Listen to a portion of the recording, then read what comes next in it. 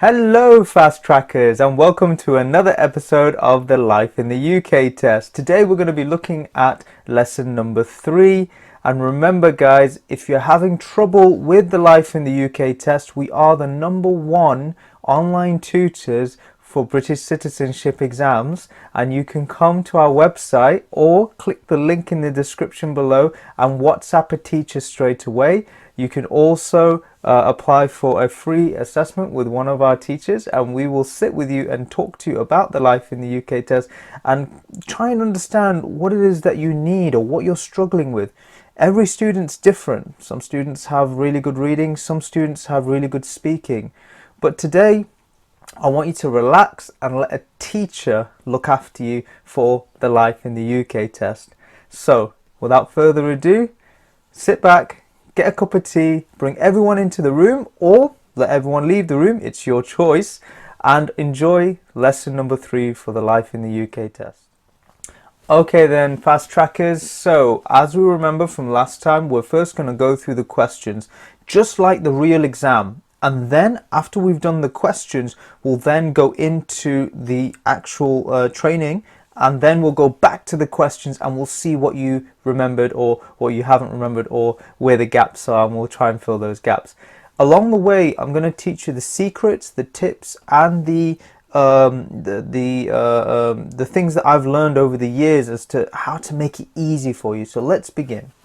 Again, I'm not going to help you this time. This is the first time. My mouth is sealed. It's all you guys. So try and sit up straight, look at the questions, and try it like you're on the real test. Question number 1. Where was Catherine of Aragon from? Spain, France, England, or Syria? Have you got it? The correct answer is Spain. Question number 2. Where was Anne of Cleves from? Spain, Germany, or England? The correct answer is Germany. And don't worry guys, if you're not getting them right now, I'm going to show you the tricks so you can remember it. By the end of this video, you'll know everything. I promise. Name Henry VI's wives. So again, this is not in the test, but this is what we use in the training to try and help students understand a little bit more. There are 3 C's, 2 A's, and 1 J. 3 Catherines, 2 Annes, and 1 Jane. So Catherine of Aragon, Catherine Howard, Catherine Parr, Anne Boleyn, Anne of Cleves, Jane Seymour. Yes, he did have 7 wives. 1, 2, 3, 4, 5, 6. 6 wives. His name's Henry VIII. And yeah, one after the other. And we're going to talk about the today, actually. Question number 4. What was the name of the new religion created by Henry VIII? The Church of Britain, the Church of Scotland, the Church of England? The correct answer is Church of England. Name Henry VIII's children. And again, if you're reading the Roman numerals, it's 5 plus 1, 2, 3. So 5 plus 3 is 8.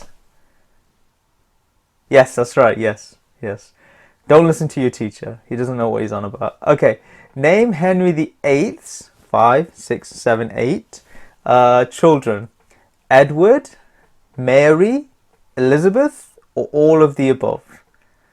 The correct answer is all of the above. Well done. Question number 6. What religion was Queen Mary I? A Catholic, a Muslim, a Hindu, or a Protestant? Again, I'm not going to help you this time. I'll help you the second time. The correct answer is Catholic. Catholic. What religion was Queen Elizabeth I? Protestant, Muslim, Hindu, or Catholic? The correct answer is Protestant. Who became King of Scotland after Mary, Queen of Scots, died? Her son, James VI, her cousin, Charles I, or her husband, William I? The correct answer is her son, James VI. Who sailed around the world in the Golden Hind? Hind is the back legs of a goat or a sheep? The Golden Hind. William Shakespeare, Sir Christopher Wren, or Sir Francis Drake? The correct answer is Sir Francis Drake. Question number 10. Which of the following is a play by William Shakespeare? A Midsummer Night's Dream, Hamlet, Macbeth, or all of the above? The correct answer is all of the above. Which side were the Roundheads on? The Parliament, King Charles I, the peasants of England, or the Spanish? The correct answer is Parliament. The Parliament. Which side were the Cavaliers on? The Parliament, King Charles I, the peasants of England, or the Spanish? The correct answer is King Charles I. Who was Lord Protector? King Charles I, Oliver Cromwell, King Henry VIII, or Queen Elizabeth I? The correct answer is Oliver Cromwell. True or false? King Charles II became King of England, Scotland, Ireland, and Wales. Is that true?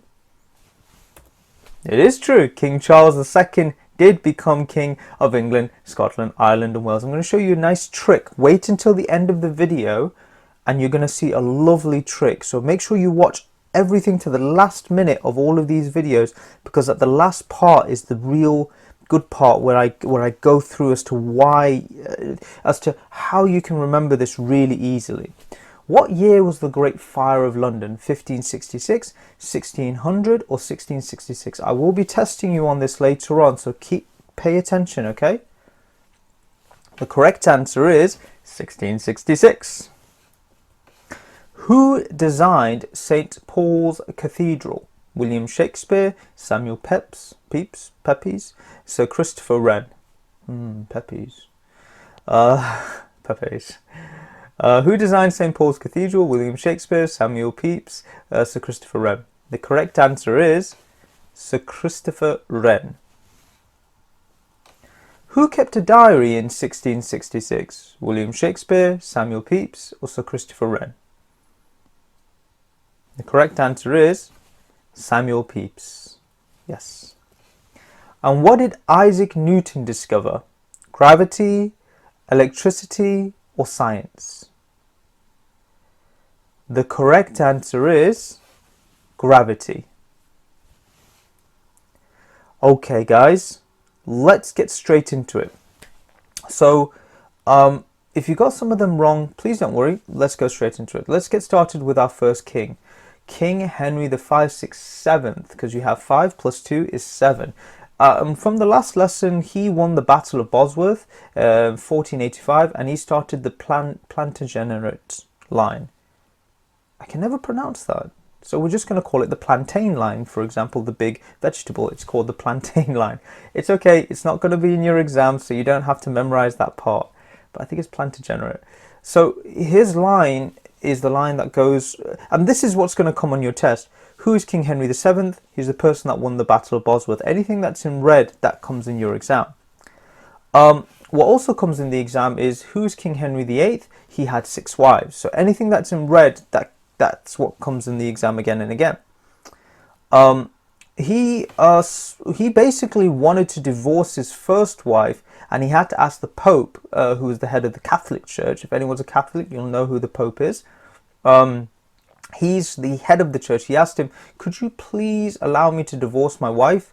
And what do you guys think the head of the church, the Catholic Church, said? He said no, of course. So King Henry VIII says, all right then, well, I'm going to do it anyway.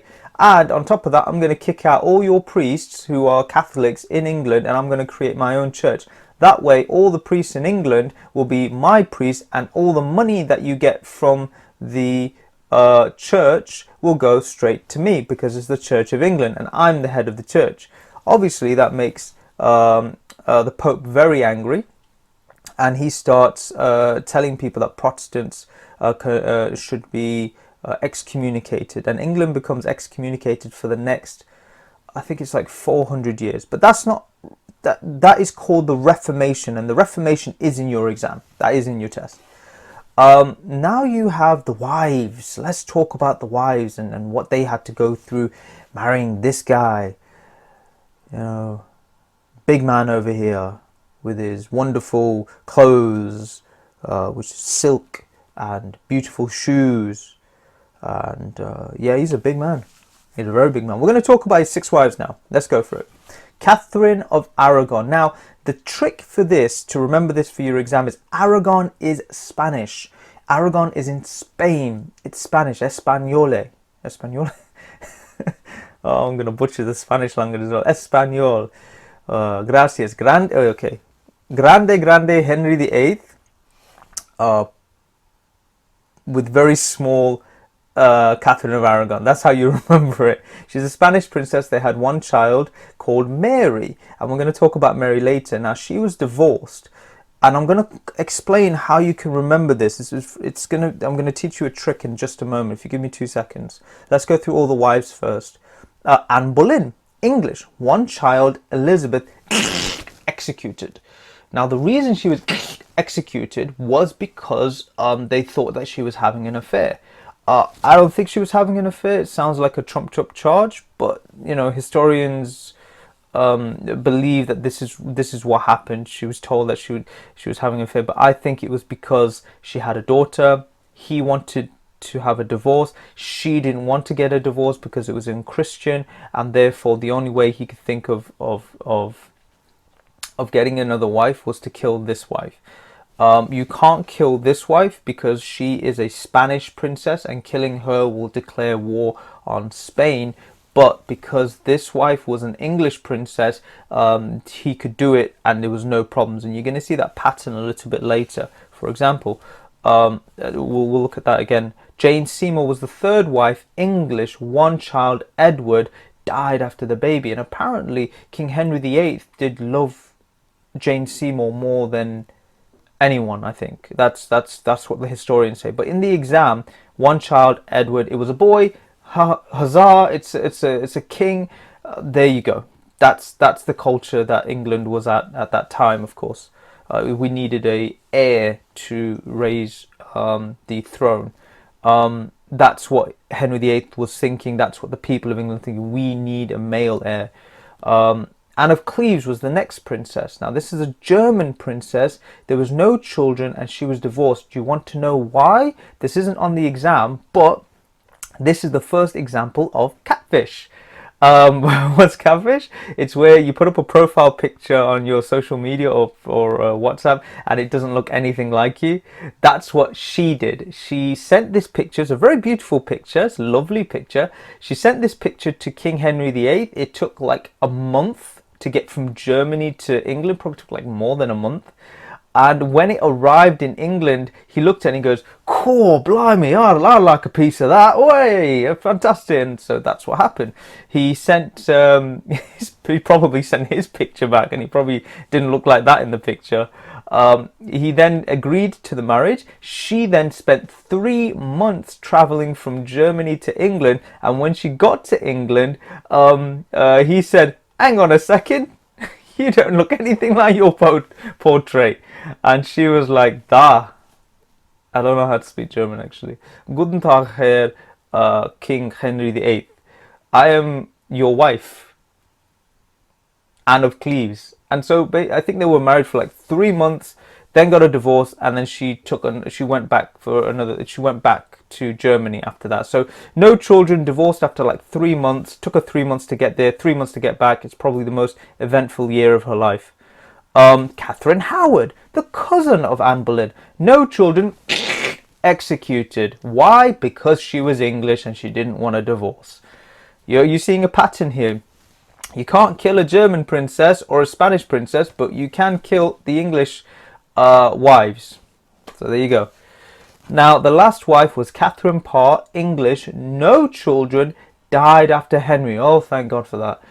It's all ended now. So he died before he could kill her. So let's go through the 6 wives of Henry VIII one more time. Now, this doesn't exactly come up in the exam like that. It just asks 1 or 2 questions about the Spanish and the German princesses and Anne Boleyn. But this is what it is. Catherine Aragon was the first wife. Anne Boleyn was the second. Jane Seymour was the third. Anne of Cleves was the fourth. Catherine Howard was the fifth, and Catherine Parr was the sixth. Now, the best way to remember this, guys... Oh, this guy. Oh, my God. The best way to remember this, fast trackers, is divorced, executed, died. Divorced, executed, survived. Divorced, executed, died. Divorced, executed, survived. Now, that's how we learned it in school, but just remember... Catherine Aragon was Spanish, Anne Boleyn was English, Jane Seymour was English, Anne of Cleves was German princess, she was divorced, cousin of Anne Boleyn, no children, and Catherine Parr was English, no children. If you guys want to let me know who's your favorite princess, I think mine is like Anne Boleyn. She sounded really cool, but just let us know who's your favorite princess. Reformation. Now, the entire change in England, now this just come in the test, Reformation, and you should get a pen and write this down. Get a pen, write it down. Reformation, it means reforming, making something new. It's making the church brand new again, and that's what Henry VIII did, is exactly what he did. He made the church new because he wanted money. In history, if you ever just want to know what decisions were made, it's always made for money, and you should follow the money if you want to follow the truth. And so what they said at the time was because in Catholicism, you go to the church, you give money to the church, and the Bible is read in Latin. Latin is a very ancient language that the Bible is in. Protestants said, we want to practice Christianity at home, and we want to read the Bible in our own language, we want to translate it. So the Catholics said that's unchristian, and that's like Satan worshipping. Therefore, we will not accept it. And they pushed all of the Protestants out of England, out of Europe. And in England, this is what's going to come in your test. What is the Church of England? The Church of England is the official Church of England. They'll also ask you for the Church of Scotland, which is called the Presbyterian Church. We will cover that in just a moment. And what religion is England? England is Protestants. That's it. Those are the three questions for your exam. Henry the VIII died. Oh, jeez. Okay, right, now let's look through his kids. Edward VI, king for 6 years. He died at 15 years old after water poisoning. It was like cholera or something. He was a very sickly child. Then you had Sister Mary, queen for 5 years, and she died. She was called Bloody Mary because she followed in her mum's footsteps of being a Catholic. So in your exam, Edward VI died at 15 years old. He was the son of Henry VIII. Sister Mary was the sister, and she was called Bloody Mary because she prosecuted the Protestants. Just before they were going to have an assassination attempt on her, she died of a heart attack at the age of 36. And she prematurely aged a lot because apparently she was always scared that someone was going to try and kill her. She wasn't a very popular queen at all because she was a Catholic and the country was a Protestant. Now, talking about a popular queen, this is Catholic, Mary Queen. She wasn't bad, and this isn't in your test. The only thing that's in your test is what religion was Mary, Queen Mary. She was a Catholic. She wasn't bad, but you can call her Bloody Mary because she prosecuted a few Protestants, and I think they call her Bloody Mary after that. And again, she wasn't bad. She just wasn't very good at her job, and she put a lot of people in positions who were not very good. So she wasn't a good boss. And then she died of a heart attack from premature aging. Then you have her sister called Queen Elizabeth, which takes after her father as a Protestant. And under her rule, England became Protestant again, and the people were so happy. She's called the Virgin Queen because she had no children. She's called Bloody Mary because she was sought to be a terror. She wasn't a terror. She just had bad advice. But Queen Elizabeth had great advice, and she did pick the best people, and she did find a balance, and that's going to be in your test. Why is Queen Elizabeth Good because of balance. And that's in the exam. And so let's talk about Scotland. Mary Stuart is Queen Elizabeth's cousin, and this is going to get a bit tricky, so just bear with me. She became Queen of Scotland at 1 week old, and she lived in France. This is Queen of Scots. She is a Catholic, and you can use the term Scots and Catholic as a kind of same thing. Mary's Queen of Scots, and she's Catholic. Now, she's Queen of France at 1 week old, and her husband is poisoned and killed. Maybe poison in the air, a bit Macbeth style. So everyone thinks that she had something to do with it, so she runs away to Scotland. And then everyone in Scotland is saying, I think you did it as well, so she ran away to England. And when she ran away to England, she was imprisoned for 20 years by her cousin, Queen Elizabeth I, in that house. She was under lock and key and house, and she couldn't leave. And basically the reason why she was in prison was because she was also a queen. She had royal blood in her veins, and technically she could also become queen as well. But Elizabeth I did it mostly because of two reasons. She didn't want this queen to take over the throne of England, and she didn't want to make enemies of Scotland and France who didn't really like her, so they kept her under house arrest. So she found a balance, and she was very good, Queen Elizabeth, at finding balance. Now, after 20 years of finding a balance, she kind of went, we're going to kill you off. And that's what they did. Executed in 1587. Mary, Queen of Scots, is seen there. Now, I'm just going to show you a picture. This is really interesting. I don't think we take enough time to look at these pictures. Right, everyone, get close to your screen. I'm going to give you some time. Look really closely at this picture. Look at what's happening here. Can anyone tell me what's going on here? It looks as though there is a man with a cross in the hands of Queen Elizabeth, Queen of Scots here. This guy is an executioner. This guy is saying, go ahead and do it. These guys are all looking. Strange weirdos. And these are her two handmaidens going, oh no! Yeah, because she's going to get her head chopped off and chucked in that fire there. So yeah, I think they're the most realistic expression of what's happening. Everyone else seems a bit chill. Oh, and these are her followers here, because they're like kneeling on one knee. And these are the people who are not as important as these people. And everyone's wearing funny hats. They're called Puritans.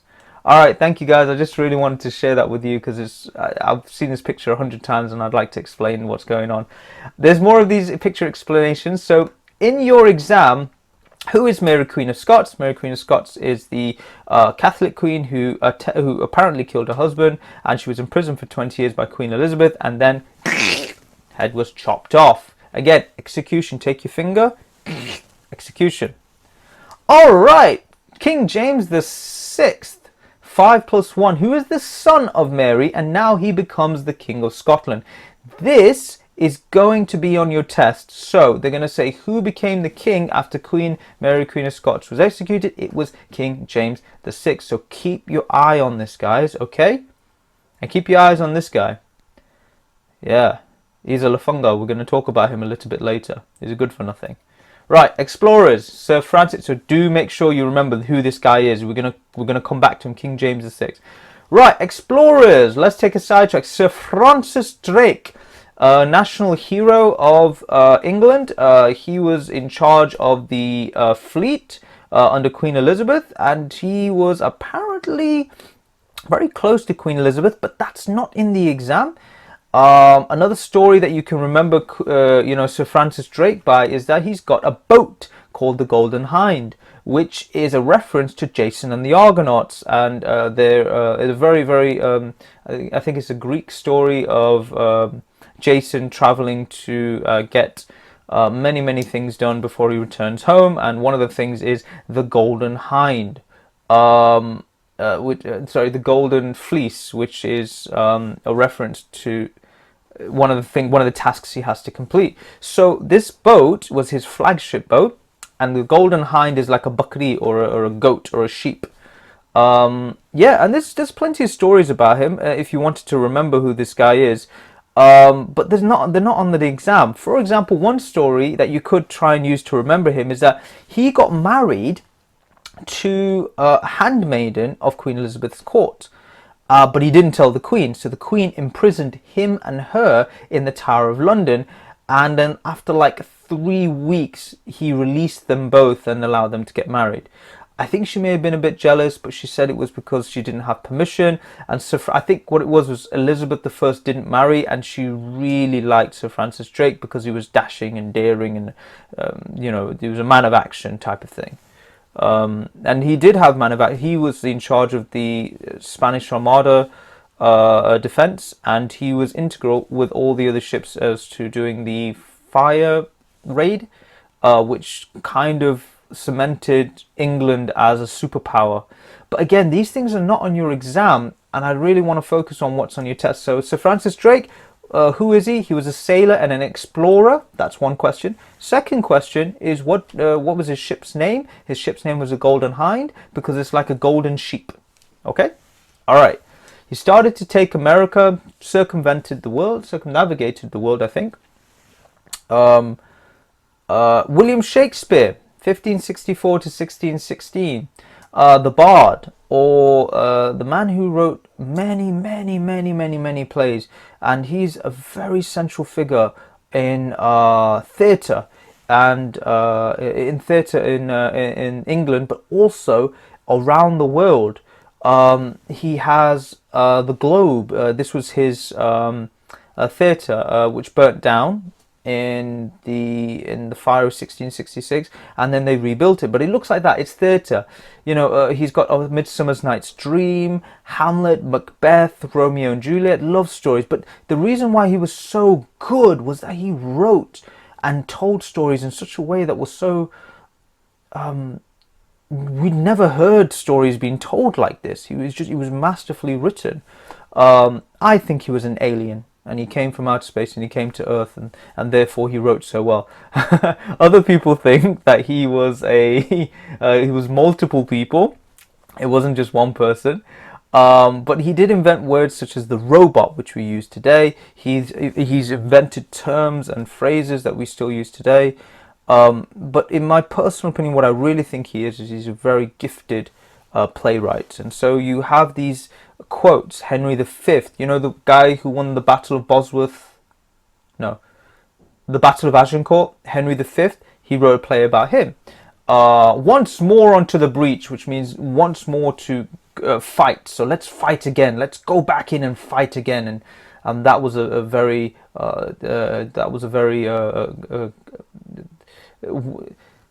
that play is performed quite a lot, and Henry V is quite is a well performed play. It's performed quite a lot.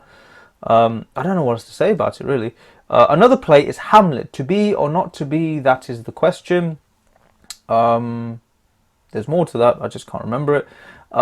If you wanted to watch these things, you can. There's loads of modern adaptations, and everybody knows the love story of Romeo and Juliet.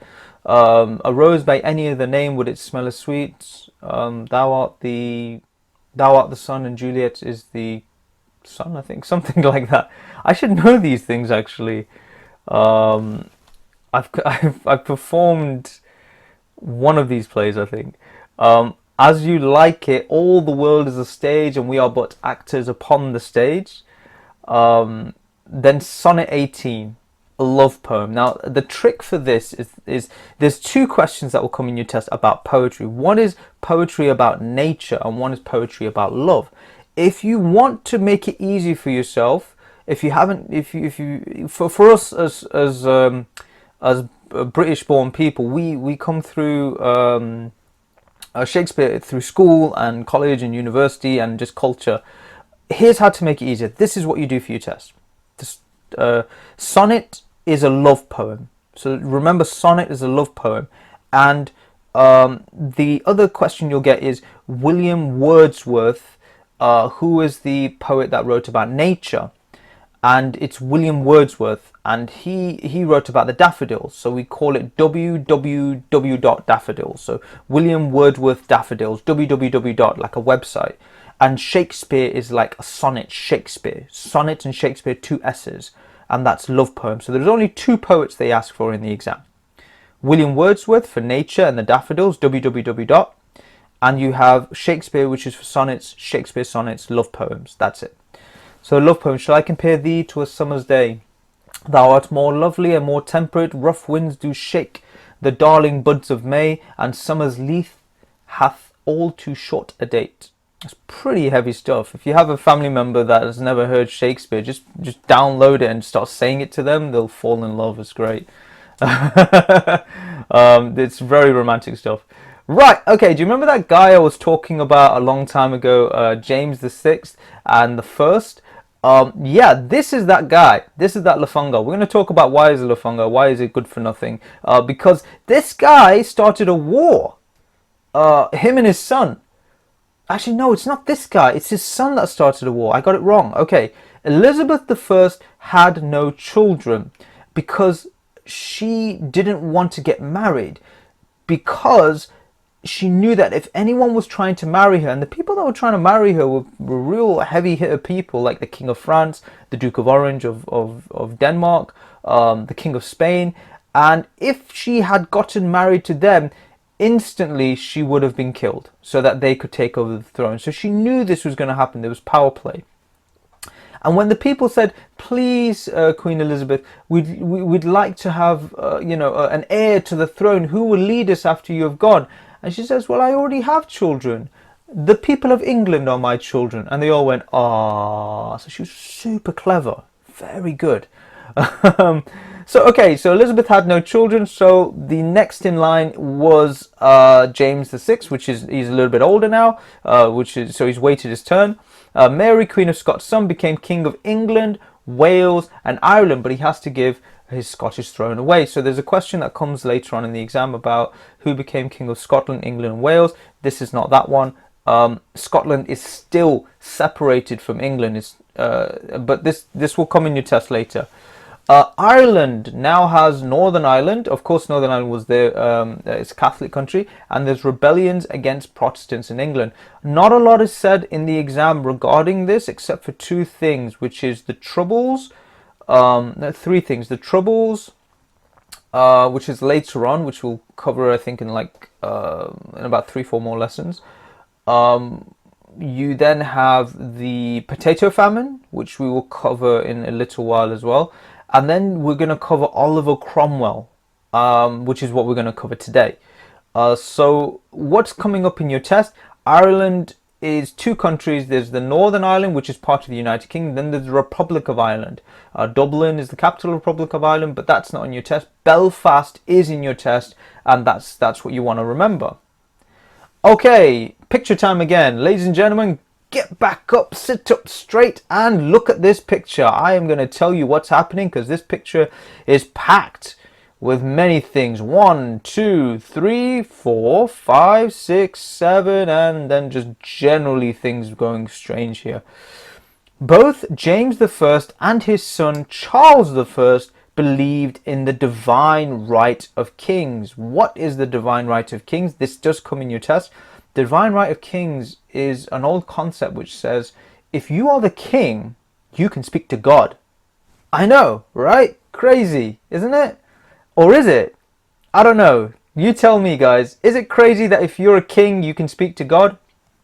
The best way I can describe this is, if anyone is old enough to remember George W. Bush, when he was asked by an interviewer, a journalist says, George, why did you invade Iraq?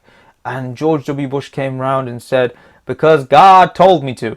God told me to invade Iraq. I had a dream and I acted upon that dream and I invaded Iraq. And everyone went mental. This was like, how on earth are you the leader of a superpower country, and you're listening to God in your dreams, and He's telling you to invade Iraq, and this is what's happened as a result of it? But actually, that concept comes from this: that a king is receiving signals from God. So, of course, everyone receives messages from God, of course, but like he receives a specific message. So here's God, or the ray God coming into King James and King Charles's mind, and then out of his eyeballs comes the crown of God, which, if you look here, is above the crown of thorns, the one that Jesus wore on his head, which, if you look again, is above the crown of England. So, we're starting to see the layers of messages that a king is looking at the crown of God, the crown of thorns of Jesus, the prophet, and then underneath it you have the crown of England. And this is the Bible, and this is a parchment. I have no idea what these two things are, but he's on one knee, and then out in the field is like a balance, I think, and then the winds of change. I never figured out what these two things are. I was still concentrating on this. So, in your exam, what is the divine right of kings? Fast trackers, it is where the king receives messages from God telling them what to do. Now, do you think this is a good way to lead or a bad way to lead? Yeah, that's what I thought. This is what he thought, and what he believed is that he could do what he likes. Therefore, he tried to rule without parliament, and he tried to change the Church of England. I think he was trying to change it back to Catholicism. This is James the First. And he then also tried to get money from Parliament to start wars with Scotland and Ireland. How well do you think that went? Yeah, that's what I thought. Very well. English Civil War. Charles I caused problems with Scotland and Ireland, tried to get money from Parliament. Parliament, restored. Parliament wanted to then say, let me control the armies. I think you've had your day. We're going to control the armies now. The king refused. Parliament refused. War. Then King Charles I, here as pictured. Again, picture time, ladies and gentlemen. Let's look at the picture. What was happening in history? This happy chappy with his Puritan hat. I believe it's a Puritan. No, they got the Puritan hat. He's got a foppish hat. He's gone to the House of Commons to arrest Parliament members that he believes are speaking against him. But the Parliament members were tipped off and they ran away. Now here you see all these Parliament members saying, whoa, this guy's coming here to arrest us and he's not happy. He's not happy. He's showing sovereignty to the king. So now you have a House of Commons divided. And this is also the reason why the Queen now is not allowed to go into the House of Commons. She must call the House of Commons into the House of Lords, because after this had happened, the king was never ever allowed to set foot in the House of Commons. So there you go, that's picture time. Okay, another picture time. I do like picture time. Okay, one more time. Roundheads and the Cavaliers. So here you have Roundheads and here you have Cavaliers. So Roundheads, which is these people, and the Cavaliers here. So who are the Roundheads? The Roundheads are veterans of war, very poor, poorly equipped, but they are experienced at warfare and they are on the side of Parliament because they have round helmets. Who are these guys? Well, these guys are the Cavaliers. Now they have very good equipment, they have money, they're on the side of royalty, and they want to ride into battle with the king. So the best way to remember is C for Cavaliers and C for King Charles I. So Cavaliers and Charles I. That's the secret to remember this. So in your exam, who was on the side of the Cavaliers? King Charles I. Who was on the side of the Roundheads? Parliament. Alright, so there was battles that were going on during the Civil War. The Battle of Marston Moor, 1646, Parliament defeated King Charles I.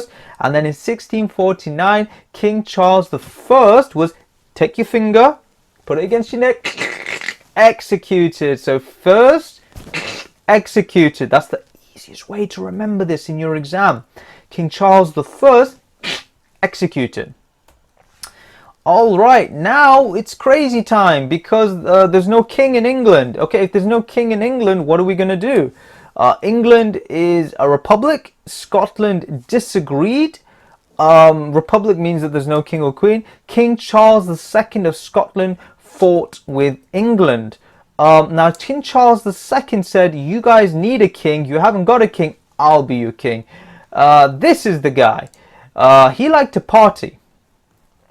Yeah, man, you can tell. Look at those platform shoes. Again, picture time.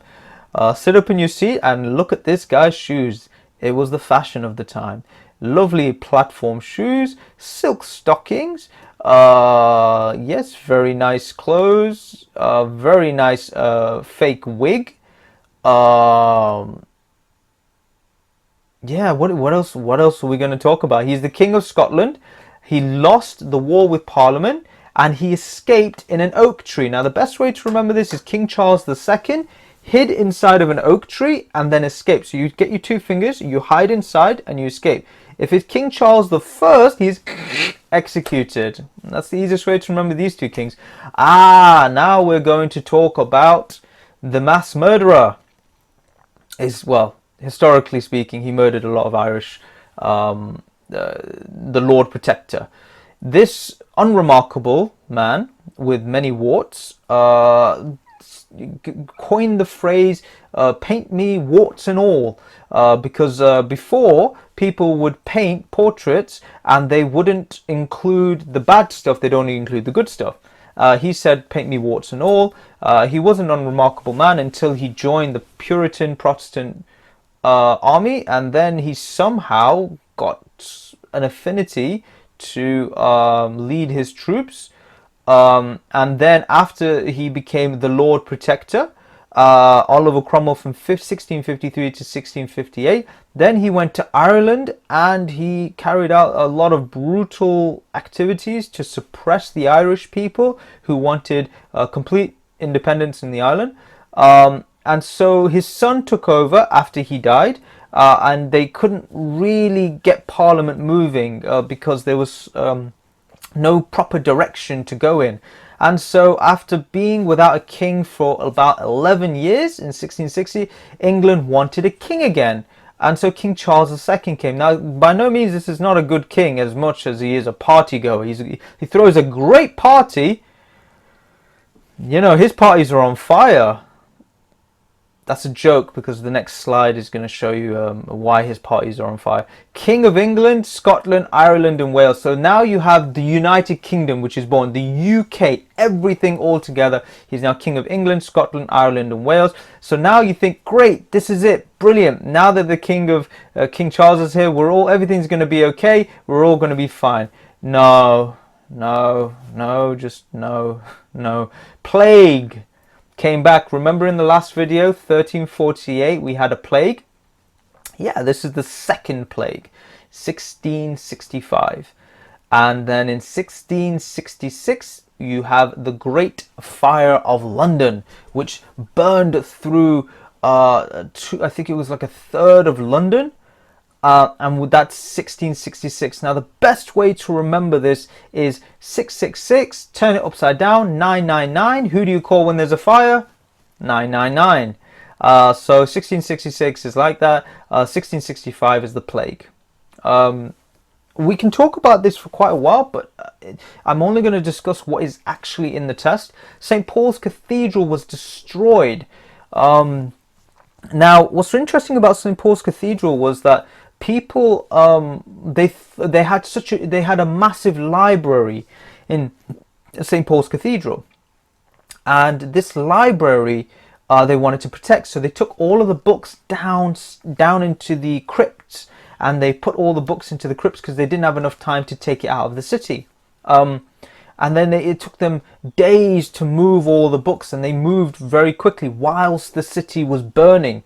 And then when the fire finally caught up to St. Paul's Cathedral, it burned the cathedral. The ceiling fell onto the floor, onto the marble floor, broke through the floor, and then burned all the books in the crypt. And apparently the heat was so intense that the bricks and the cement bricks exploded in St. Paul's Cathedral. Again, that's not on your exam, but what is on your exam, these are all stories to help you remember. What is on your exam is this man here, Sir Cristopher Wren. Again, picture time, guys. Let me show you something funny. Right, okay, so look at the guy's clothes. the best way to remember who Sir Christopher Wren is look at that funny wig. It's a great wig. Look at those clothes. It's great clothes. And look at his makeup. He's wearing lead painted makeup with rosy red cheeks. He's an architect. He makes buildings, and he made this building. He redesigned St. Paul's Cathedral and he rebuilt it. Now, the wigs that they used at the time had many purposes. For example, they used to catch lice, and they used to catch because you got to remember, guys, this is like 16th century, 17th century England. It's not the cleanest place in the world. I mean, London just burnt down and there's no sewage system, so it smells pretty bad. And the reason it smells pretty bad is because no one takes a bath, no one takes a shower, no one's cleaning themselves as much. Soap came later, and baths were only for the Queen, maybe, I don't know, maybe like once a year or something crazy, maybe. Now if you look here, this coat covers BO. So when you wear the coat, it covers all the bad smells. The face paint that he's got on is mixed with lead. So a lot of people had lead poisoning when they were wearing the face paint. But it was the fashion of the time. The wig, the face paint, the coats and the dinner jackets just covered up the smell. We're going to see another guy, Samuel Pepys. Now, we're going to play a game. Do you think this man's hair is real or not? And that's the game. Can you guess, is his hair real or not? Samuel, I can tell you now, Sir Christopher Wren's hair is not real. Samuel Pepys' hair, is it real or not? I'll leave it to you. But he wrote a diary, and he was famous for burying a wheel of cheese and wine in his garden, and said, if I die, you guys get the cheese. It's really good cheese. Of course, it was really good cheese. It was from Italy, and it was a big wheel of it, like huge.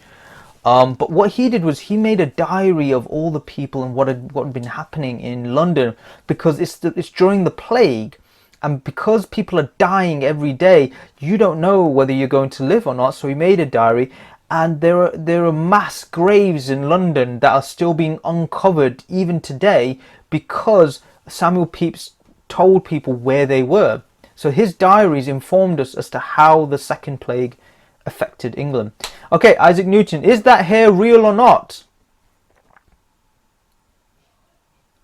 No, I'm gonna say.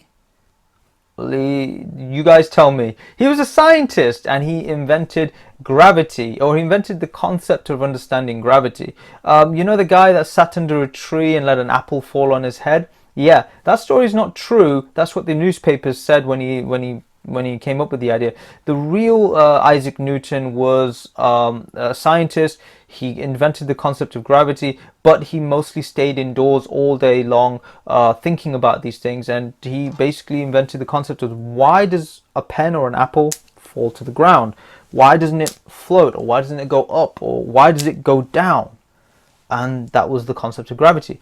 Right, James II, because Charles II unfortunately had no children. Charles II, again, hid inside of an oak tree. Charles I died. In fact, Charles II did have a son, and his son was really good, but his son died in a hunting accident. So Charles II was heartbroken. He had no children after that, and James II was his brother. Now, James II became king, but he's Catholic. Oh no! What do you guys think that means? From what I've explained to you about Catholic kings and queens trying to run a Protestant country, do you think this is going to end up well? What's your opinion? No, it's not. Right, now you've got... okay, so this is an interesting story. This is the last story of today's lesson. I promise you, this is the last thing I'm going to tell you before we go into questions. We're nearly at the end of the lesson. Good job, guys. This is the hardest lesson that we teach on the fast track course, online tutors. Again, if you ever want to see more of this, you can always watch a documentary. It'll tell you more. But this is specifically what's on the test. King James II had a daughter, Mary, and he married her to the Duke of Orange the Duke of Orange, which was William III. So his daughter married another king, and then that king said, I want to become King of England because James II is a Catholic and they're calling me, I'm going to go. So he went over, then everyone thought there was going to be a war, but no, King James II just ran away to France, and then William became King William III. And this guy here became King of England. And there was no fighting in England, therefore it was called a glorious revolution. That's what you need to write down. Glorious means fantastic, because no one died. Everyone was like, oh, okay, well, there's no war. So James II tried to come back, was defeated in the Battle of the Boyne in Ireland in 1690. He tried to come back. Okay, ladies and gentlemen, good job. So we have gone from 1066 all the way to 1689. So we're slowly getting closer to modern times. So in 1066 you had William the Conqueror. 1199 you had King John. 1377 you had King Richard II. William the Conqueror was the King of France. Well, no, he was the King of England, and he came from France after the Battle of Hastings. King John raised taxes, and it was during the he signed the Magna Carta during Robin Hood times. King Richard II, King Henry V was at the Battle of Agincourt. King Henry the 5th, 6th, 7th was the War of the Roses, and he was the leader that married the princess of the other house of York, I think. Then you have King Henry VIII, who had 6 wives. Then you had King Edward VI, who died at 15 years old. He was king for 6 years. Then you have Mary the First, who was called Bloody Mary, and she was a Catholic. She died prematurely of a heart attack. Then you had Elizabeth I, who was called the Virgin Queen, and as you can see, she ruled for like 45 years. Very, very long reign, and a bit of stability for England. Then you have James I, who is the son of Queen of France, Mary, Queen of France. After she was executed, he became the king. Then you have Charles I, who was the Lufunga, the good for nothing that started the Civil War, and he believed in the divine right of kings, and he was executed. Then no king, 1649. Then in 1660, 11 years later, you have Charles II, who hid in an oak tree to escape. Then you have James II, who is his brother, and then you have William III of Orange. He became William I of England. Oh my God, guys! Wow! I'm going to give you a round of applause. I salute you, because that's really tough. You've just learned all the history that's in the Life in the UK test, and now I'm going to test you. I'm going to see who was paying attention. So everyone, sit up in your seat. This is the fun part. I'm going to teach you the secrets of the Life in the UK test, specifically for the Tudors and Stuarts. So where was Catherine of Aragon from? Spain, France, England, or Syria? The correct answer is Spain. Why? Because Aragon is in Spain. Catherine of Aragon is Spanish. Where was Anne of Cleves from? Spain, Germany, or England? The correct answer is Germany. Cleves, like a metal cleaver, or something that you put, like cleaves, yeah, like a metal cleaver. They like to eat meat, so you can cut meat with a cleaver, like that. Anne of Cleves, she was German. Name King Henry VIII's 6 wives. I'm going to give you a second. 3 C's, 2 A's, and 1 J. I'm going to give you a moment. So come on, is anyone at home able to remember it? 3 C's, Catherine, 2 A's, Anne's, and 1 J is for Jane. That's right, Catherine of Aragon, Catherine Howard, Catherine Parr, Anne Boleyn, Anne of Cleves, Jane Seymour. Now you know, guys. Well done. You won't forget this now. What was the name of the new religion created by King Henry VIII? The Church of Britain, the Church of Scotland, the Church of England. The correct answer is the Church of England. Well done. Name Henry VIII's children. Edward, Mary, Elizabeth, or all of the above. The correct answer, All of the above. All of these are his children. Edward was the male, Mary was the female, Elizabeth was the female as well. So we remember that Mary's mum was Catherine of Aragon, Elizabeth's mum was Anne Boleyn, and Edward's mum was Jane Seymour. What religion was Queen Mary I? Catholic, Muslim, Hindu, or Protestant?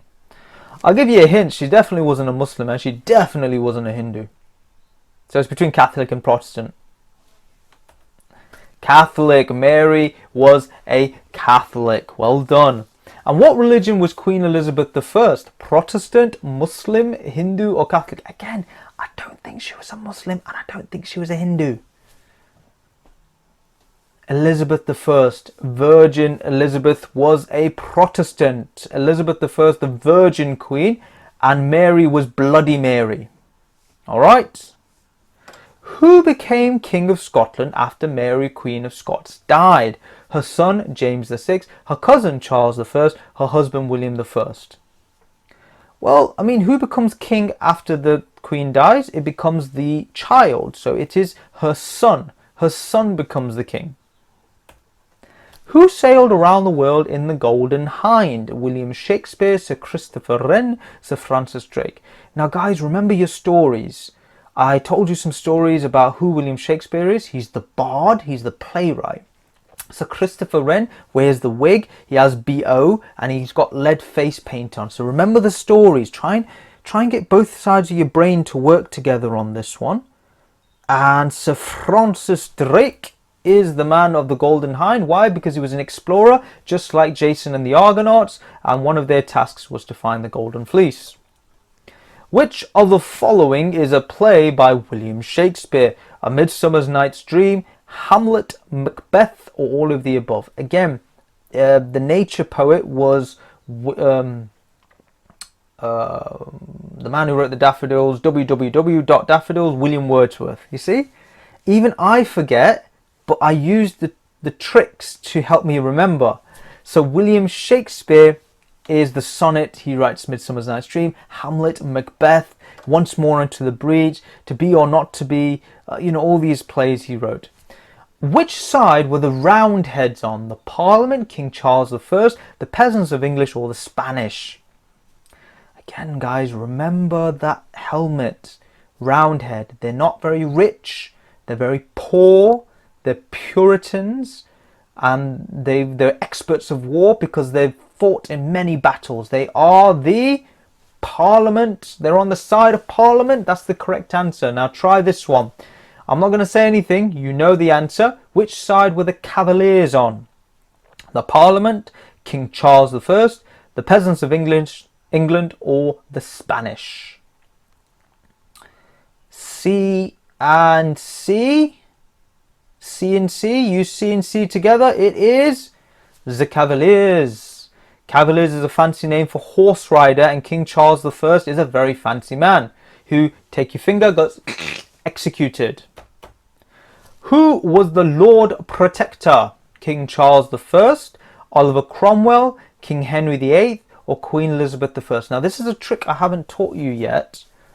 Notice A, C and D have Roman numerals at the end, which means that they are kings. The Lord Protector killed the king. So the Lord Protector is the person with the most common name, which means he hasn't got 1, 2 or 3 at the end of his name. He just has a blank. So you don't have to read the question. You just need to see Lord Protector, Oliver Cromwell. True or false? King Charles II became King of England, Scotland, Ireland and Wales. Yeah, that's right. He became the first king of the UK. That's true. King Charles II hid in an oak tree. Well done. What year was the Great Fire of London? 1566, 1600 or 1666? The correct answer is 1666. Remember, turn it upside down, 999, it should be 666. Well done. Good job. Who designed St. Paul's Cathedral? William Shakespeare, Samuel Pepys, or Sir Christopher Wren? The correct answer is Sir Christopher Wren, because you got C for Cathedral and C for Christopher Wren. Remember this, guys, okay? C for Cathedral and C for Christopher Wren. Who kept a diary in 1666? William Shakespeare, Samuel Pepys, or Sir Christopher Wren? William Shakespeare was dead by 1666, so he wasn't alive. Samuel Pepys buried a cheese and wine in his garden, and he kept a diary. And Sir Christopher Wren had the wig, and he was an architect, lead paint, and, you know, BO. So it is Samuel Pepys. Well done. What did Isaac Newton discover? Gravity, electricity, or science? What happened? He took an apple, dropped on his head. So what did Sir Isaac Newton discover? Was it gravity, electricity, or science? The correct answer is gravity. Great job, everybody. Wow, what an amazing lesson you guys just completed. That was really good. So you guys now know a lot more about the Life in the UK test, but you also know what to look out for. So good luck. I mean, if you need a teacher to help you pass your exam, come and speak to us. In the description below, you have a link to give us a call if you just want to talk about the Life in the UK test. You can come on to one of our online training courses. We are the #1 online training providers for the British citizenship exam, and we can teach you and get you passed very, very quickly within 1 month. You can also visit our website. If you wanted to have a look more at the free questions, you can also practice these free questions. And if you want the full course, then get in contact with us or go onto our site and register straight away. Also, leave a like, subscribe, and bell icon, because we will be releasing more of these types of videos for you guys, and it will just come straight up on your phone. So I'm very proud of you all, fast trackers. Whatever we teach you, make sure that you teach others. My name is Rahil Ghazni. I'm the Director of Fast Track Training. Have a fantastic day and take care. Thank you.